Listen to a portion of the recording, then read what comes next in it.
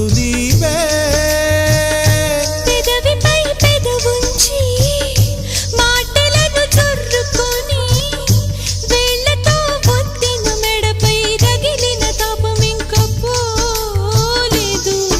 అరే మెరిసేటి రంగు నీది, నీ అందానికెదురేది, నువ్వు తాకే చోట ఈ పెక్కులే, ఇక ఒళ్ళు మొత్తం చెయ్యవలెను పుణ్యమునే.